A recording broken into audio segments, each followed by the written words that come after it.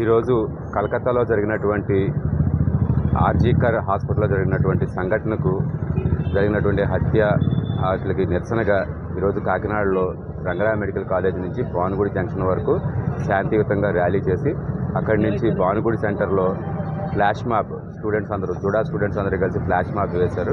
వాళ్ళకి జరుగుతున్నటువంటి అన్యాయాన్ని అంతటి కూడా చక్కని కార్యక్రమంలో చూపించారు. ఆ తర్వాత అక్కడి నుంచి భానుగుడి నుంచి ఎస్పీ ఆఫీస్లో వచ్చి ఎస్పీ ఆఫీస్లో ఏఎస్పీ గారికి మా మెమరాండం అనేటువంటిది ఇవ్వడం జరిగింది. ఈ మెమరాండంలో ముఖ్య అంశాలు ఏంటంటే మాకు కావాల్సినటువంటి సెక్యూరిటీని ప్రొవైడ్ చేయాలని, జీజీహెచ్ఎస్లో కానీ యూహెచ్సీల్లో పిహెచ్సీల్లో సెక్యూరిటీని ప్రొవైడ్ చేయమని చెప్పని కోరటం జరిగింది. చాలా దారుణమైనటువంటి పరిస్థితుల్లో హాస్పిటల్లో వర్క్ చేస్తున్నారు. 36 అవర్స్ 48 అవర్స్ పనిచేస్తున్నారు.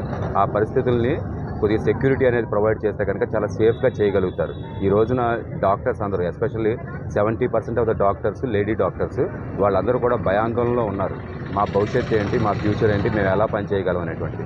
అటువంటి పరిస్థితుల నుంచి బయటపడటం కోసం పోలీస్ డిపార్ట్మెంట్ వాళ్ళని కూడాను వారి సెక్యూరిటీని ప్రొవైడ్ చేయమని చెప్పని కోరటం జరిగింది. Thank you. అత్యంత శోచనీయం. ఒక ఉమెన్ డాక్టరు 36 అవర్స్ డ్యూటీ చేసిన తర్వాత మానభంగానికి గురవడం, ఆ తర్వాత మర్డర్ చేయటం చాలా బాధాకరం. మరి దీని మీద ప్రభుత్వం వెంటనే స్పందించి నిందితుల్ని కఠినంగా శిక్షించాలని ఐఎంఏ, ఏపీజీడీఏ, అన్ని ఫాక్సీ, అన్ని కాకినాడలో జిల్లాలో ఉన్నటువంటి అన్ని సంఘాలు కూడా ముక్త కంఠంతో చేస్తున్నాయి.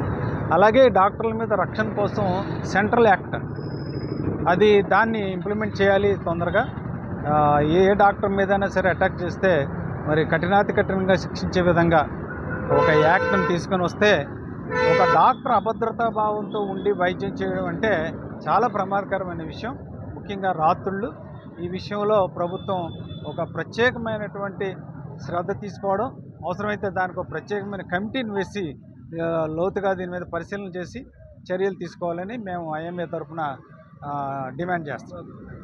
స్టూడెంట్కి, పోస్ట్ గ్రాడ్యుయేట్ స్టూడెంట్కి ఎంత రాక్షసంగా అన్యాయం జరిగిందో అందరికీ తెలుసు. ఇలా మనందరం ఇప్పుడు రియాక్ట్ అయ్యాం. సరే, ఇలా ఏదో ఒకటి జరిగి ఇలా రియాక్ట్ అవ్వటం తప్పితే దానికి ప్రివెంటివ్ మెజర్స్ మనం తీసుకోలేమా? ఇలా ఒక అమ్మాయి ప్రాణం పోయిన తర్వాత కానీ మనకి గుర్తురాదా ఇలాంటివన్నీ జాగ్రత్తలు తీసుకోవాలని?